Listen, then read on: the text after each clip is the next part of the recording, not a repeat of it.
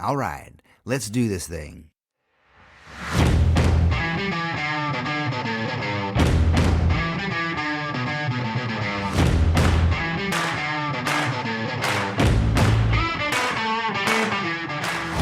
Howdy.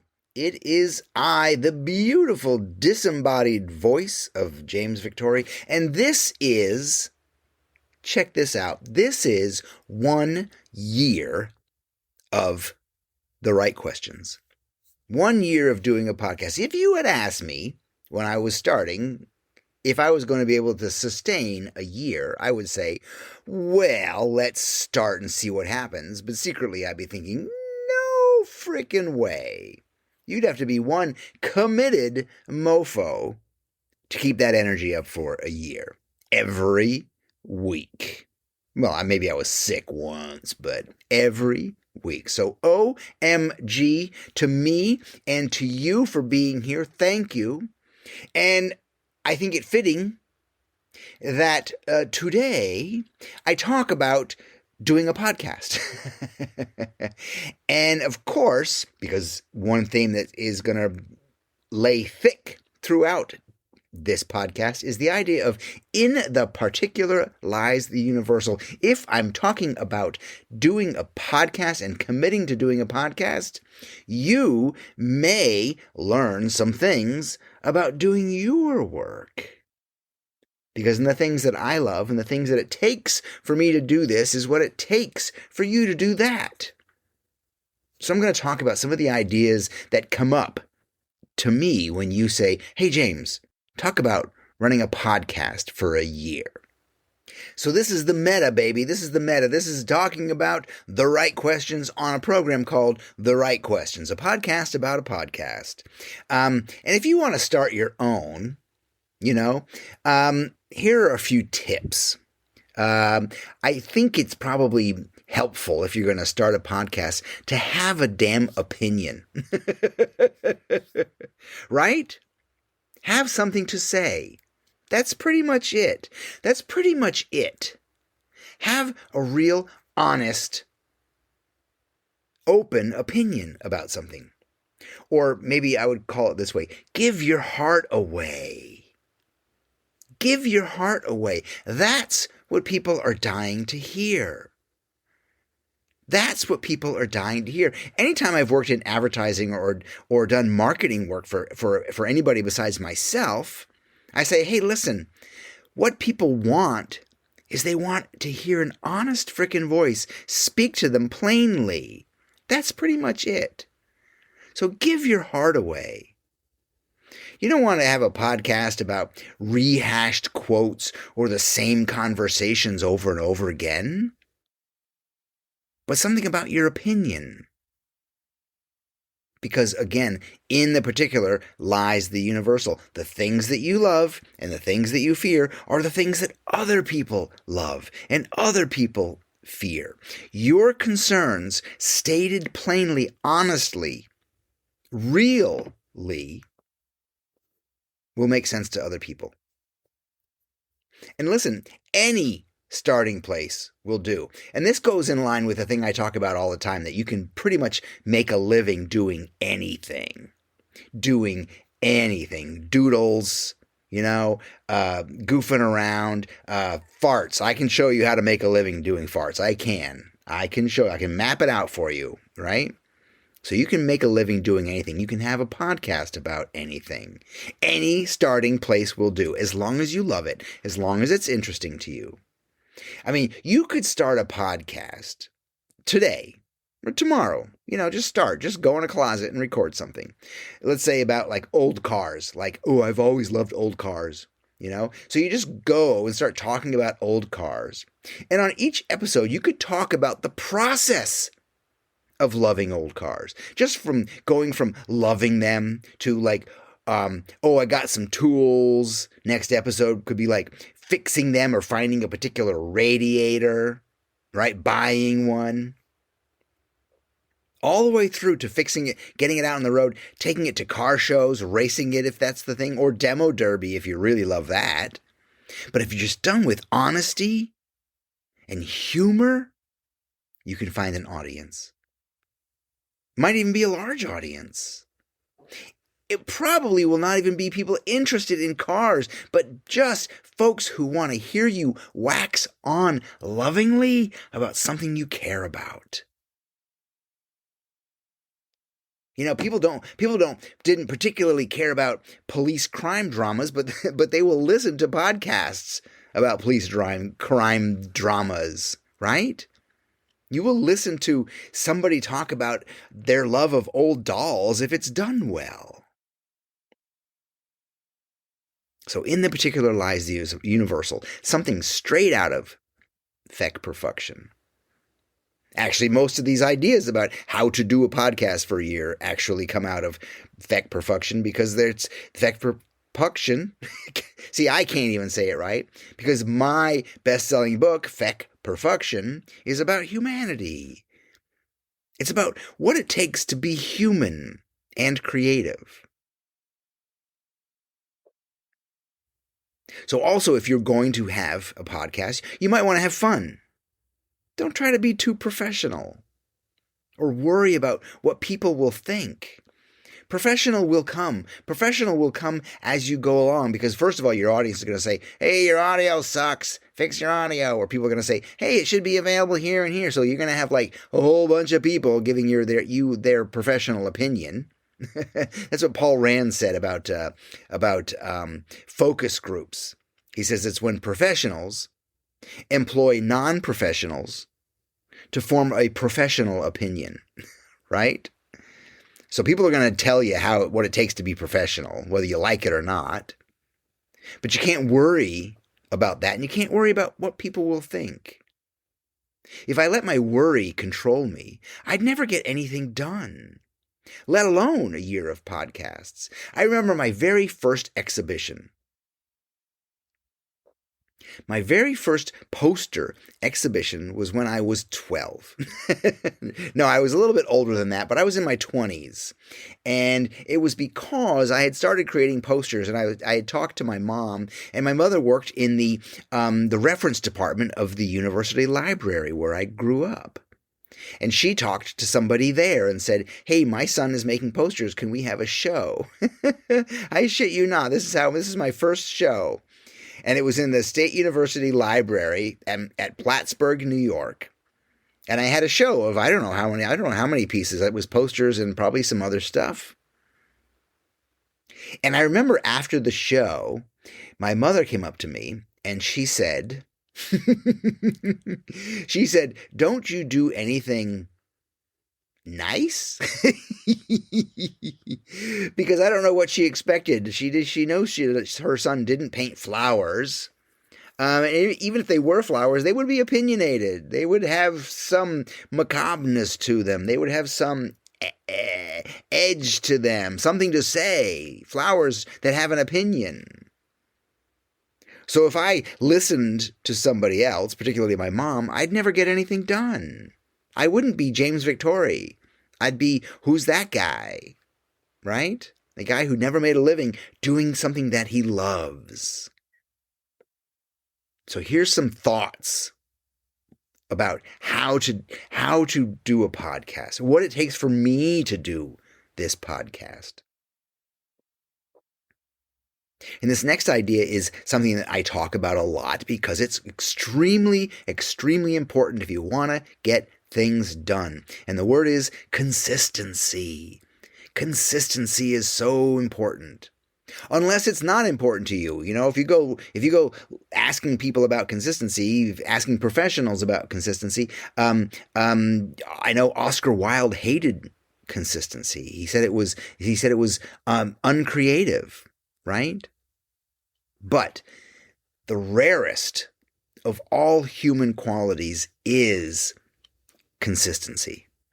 And that's a quote by Jeremy Bentham from like the late 1800s. He was a philosopher and a reformer. And I've always loved that aspect of consistency, because consistency is so hard for us to do.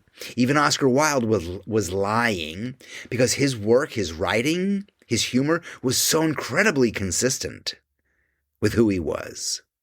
So that's where the consistency is. But consistency in getting something out the door. Consistency in your work schedule and your discipline is extremely important. And the lack of consistency is the killer of any venture. So it's extremely important to maintain the energy, your energy and your interest to a project through consistency. And that's just for you, let alone an audience. So an audience kind of knows what to expect. Because if you keep changing things up for them, they're not going to be able to follow you. They want to follow you, but they won't be able to, because it's like, well, what? I thought this was about old cars, and all of a sudden he's talking about pictures of flowers. I don't get it. So consistency is hard, especially if you don't have the discipline for it and the discipline for scheduling. And for me, I know what kind of discipline and consistency it takes for me to write 6 to 8 pages of text, because that's what the average podcast takes. Me sitting down for a minimum of a day, possibly 2, maybe more, keeping a log of all the ideas that I have. I've got to talk about this. I'm driving to the Quickie Mart, and I'm like, I got to talk about this aspect of driving to the Quickie Mart and what it takes to, or talk about, being an alcoholic and like having to pass by the liquor store. Maybe there's a podcast in that, right? So there's a consistency of keeping up with the ideas, logging them in, and then sitting down, and one morning sitting down and going, okay, I got to write. And usually what inspires me to write is what inspires me to create anything, really. And it's called the deadline. Because it'll be Monday morning and I don't have anything. And I'm like, I look at the calendar, I'm like, I usually record on Wednesdays. Get to it, Johnny. Right? Right now, you're thinking, oh man, I wish James Victori could be my mentor, my guru. Hell, I wish he was my coach. Well, you can make that happen. Go to yourworkisagift.com. There's a questionnaire that will probably help you out, but it'll also give you access to a free call. So let's talk. Let's free you from overwhelm and creative frustration. Let's build your business and help you get paid to do what you love. Again, go to yourworkisagift.com. Let's talk. So consistency and discipline helps with that. And one of the things I just mentioned was the idea of keeping the schedule and going, shit, I got to perform. I got to write. I got to be ready because I got to record on Wednesday. And the idea of being ready is another idea that's super important to be able to create this, or for you guys to be able to create, right? We don't want perfect. We want done. Done is better than perfect. But part of that is the starting, and starting is hard. Starting is always hard because you're never ready. You're never really ready. Right? So the longtime producer of the Saturday Night Live TV show, Lorne Michaels, was quoted years ago. He said, the show doesn't start because it's ready. It starts because it's 11:30. Right? You're never ready. You will never be ready. Not really. So you might as well just start. Just go. I'm never really ready, mainly because on any one subject like this, like what it takes, I could write a few books on content about consistency alone. But I need to stick to the subject, and I need to have it make sense, and I can't have it go off in a bunch of directions, and I got to get to the point. So I try to stick to the subject, write and talk about what I know, and then add my particular flair and let it rip when it's time to record. So you'll never be ready. You'll never be ready, but you do gotta start. Trust. Trust is another idea that we talk about a lot. And trust is a big thing here. I've got to trust my gut. I got to trust what I'm thinking about. I got to trust that you'll be there, right? And they say there's a fine line for the arts, right? You always hear people say, well, there's a fine line between, right? There's a fine line. And I know, for example, comedy is a really great example. There's a fine line between what Jim Carrey does or did on stage, right? Or does in a movie, between that and idiocy. Right? It's the same for acting. When an actor really goes out on a limb, there's a fine line between them being a jerk and not pulling it off and being brilliant. And I guess there's that fine line is there for a trial lawyer too. Right? It all comes down if you don't believe them, if they don't believe themselves, they don't trust themselves and trust that the audience is going to receive them in the way they want, then it will fall apart. You have to trust that everyone's going to come along. I got to trust that you're going to be there. I got to trust that what I'm saying is quality. I got to trust that even if I'm just lying to myself, I got to say, James, it's good stuff. People want to hear from you, right? And you've got to get into that too. That's your headspace for making anything. Trust and know that everyone will come along, even if they won't. Also on trust is this idea. Know this. Everything is a test. And what I mean is this podcast, whether it's perfect or not, whether it's good or not, whether it needs to be fixed or not, is a test for something next. Every piece that you make or write or sew is a test for the next one. And every day you live is a test for tomorrow to do better. So just know everything is a test. And I have to believe that what I'm doing here will come across as meaningful or memorable. That's important to me. Here's some ideas about the nutty bolts. I was going to say the nitty gritty, or I was going to say the nuts and bolts, and it ends up as the nutty bolts. So I have to trust that I have a backlog of content, right? If I want to separate myself from the crowd, I need to be me. And I can talk about consistency if somebody else has. I just have to do it my way, right? And that means kind of spoken like a stern, funny dad, or badass, or the hard truth, right? So that's just more of an attitude adjustment that I need to make, or that you need to make. Especially when you're working and you're making paintings of portraits, and you're like, I need to know that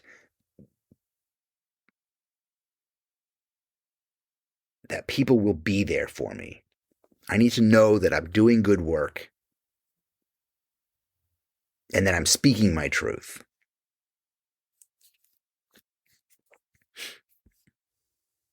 Another bit of the nuts and bolts is I mentioned a script. I mentioned 8 pages. Sometimes it's 10. It doesn't matter. It's just whatever flows and whatever I can fit into the time I've allotted to write. So I write a script. Because if this was just me in a conversation, I could stick to a prompter's questions. If this was just kind of a back and forth, I would have someone else keep me on target. But if I didn't write it out, this would be very hard for you to follow.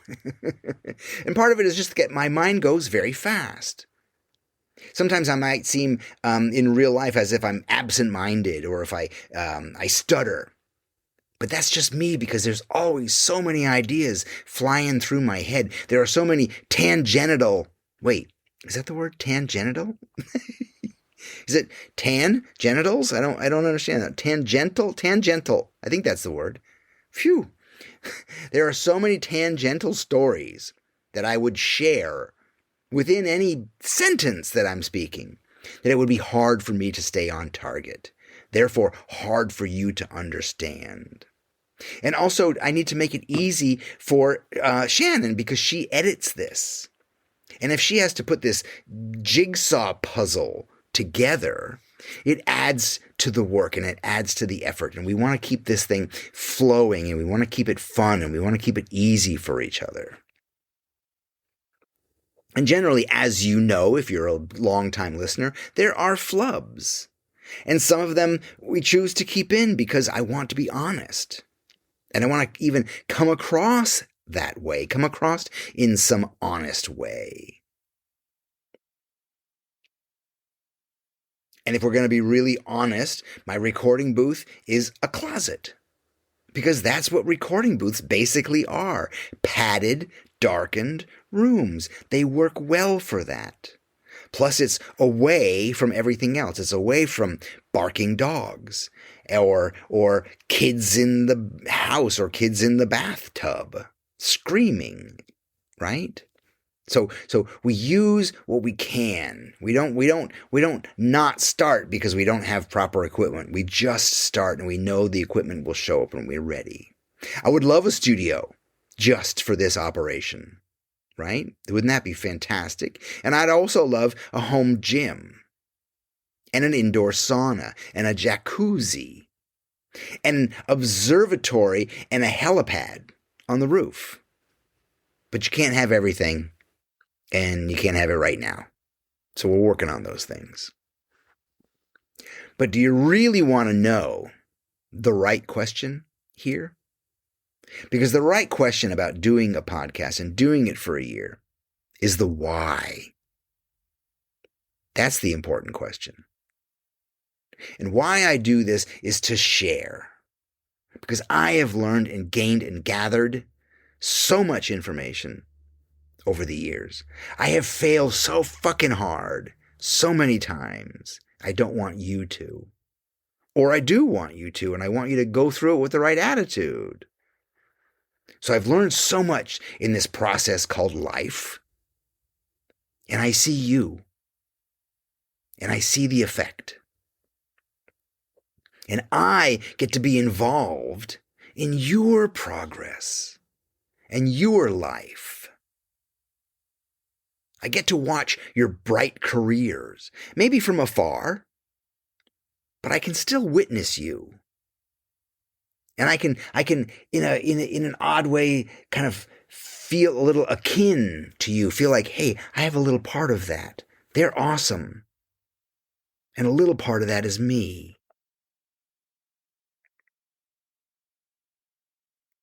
Listen, I'm proud of myself. And I'm proud that we could follow through with this project for this long. But I'm really proud of you, and you guys are the ones that keep it going. I wish I could go through this list of all of your names and thank you all individually. But you know who you are. You do. You do, because you're listening now. And I want to thank you for being here, and thank you for being a part of this process. And it is called The Right Questions. If you have questions, drop me a line. Let me know. I'm happy to be there for you. I'm happy to be there in your corner. I want to thank you all for being here. And I want to tell you, like I always tell you, because it's the truth, I love you. Adios. I'm James Victori. I'll see you later.